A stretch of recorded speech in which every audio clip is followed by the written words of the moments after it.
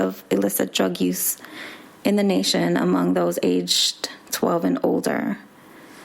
Some of the most commonly abused drugs in Hawaii include marijuana, heroin, methamphetamine, cocaine, and opioids. Crystal methamphetamine, or ice, there's a lot of different names for it here in Hawaii. I don't know if it's still known as Batu, but that's what people called it for a while. But ice has been a problem in Hawaii since, I believe, the 80s. Yeah, it says here since the 80s. So there's a lot of effects on children here in Hawaii. I can't speak to other states, other places, but I can speak about Hawaii because this is where I'm from. This is what I see. If you guys haven't already figured it out, I do work in the legal field, and I have for the past 21 years. So I've seen a lot. I've studied a lot. And drugs, meth is a big problem, and it's also it's like a cycle. You have parents who do drugs. Later on, we see the kids hooked on the same drugs that the parents, were hooked on. So it's a really bad cycle. In this case, you can see Matthew Higa did drugs with his father, and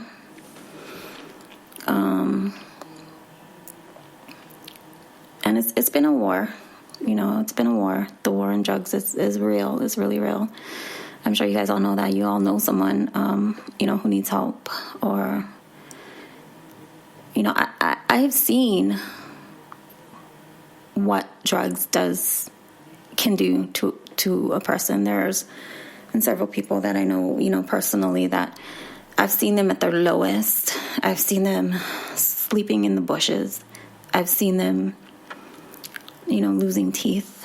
I've seen them just at rock bottom. But you know what? I've also seen them climb out of the bottom. I've seen them go to rehab. I've seen them, just turn their lives around. And it wasn't quick. It took years, maybe 10 years, for one particular person. It took him 10 years to turn it around, and he was very loved by his family. His family loved him, but he just couldn't fight it. He had a hard time getting out of that, and I thank God that he did not have any children at the time. His mother, man, his mom's prayers, I believe, saved his life. But it was rough. It was rough, for him. It was rough for his family. But if you'd see him now, there's no way you wouldn't believe that was the same person. He's doing great. He's about to get married. He has a child of his own. Good, steady job. I'm proud of him. I'm proud of there's many stories like that. As much as there's the bad stories and the bad effects that drugs have, there's also the good side. There's also, people whose families never give up on them, and they come out of it the other side. And it's just amazing to see the transformation. It really, really is. So if you have, friends or family that are addicted, don't give up on them. Even if, all you can do is just pray for them. That's the best thing you can do. Pray for them. They need it more than anything else. So, again, this was a heavy case. This was a rough one. This poor baby, he died a horrible death. I've heard, or I've seen in an article where I believe his mom, Nancy, actually moved out of Hawaii and moved to the mainland. Now, I don't know if she was able to clean herself up and get off of the drugs. I really hope so. I feel for her as well. She lost her baby. That's tough. I don't know if she stayed with that boyfriend I do know that the father of the child, David Belt, he came out of jail, and I believe that he got married and had a couple of other kids. And I saw somewhere in an article somewhere where he said that, the best tribute that he could give to his son was to be a better father. So I believe he cleaned up. I'm not 100% sure on that, but I believe that he did. And I hope he did.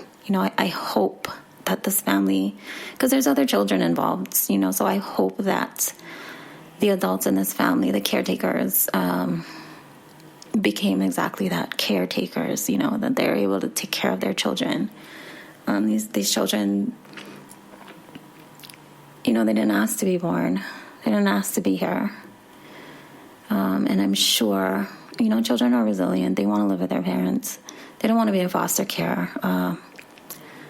The Child Welfare Service, there's a lot to say about CWS, and maybe we'll get more into that in, a future episode.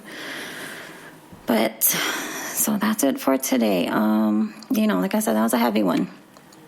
So I wish I had a palate cleanser for you guys, a happy story, but anyway, if you like what you hear, share, subscribe. I'm on Spreaker, Spotify, Stitcher, pretty much everywhere you get your podcasts from. Come follow me on Instagram, at Vice Cubes, where I share pictures of that correlate with the episodes. In this one, you get to, come see a picture of this precious little baby. He was so cute, and also the monster that killed him. You can come visit my website at vicecubespodcast.com. You can send me an email, vicecubes@gmail.com. Email me your case suggestions. If you have any suggestions for a case, or, any stories that you'd like to tell, go ahead and email them to me. So until next time, you guys, be good to each other. Take care. Be safe. Thank you. Bye.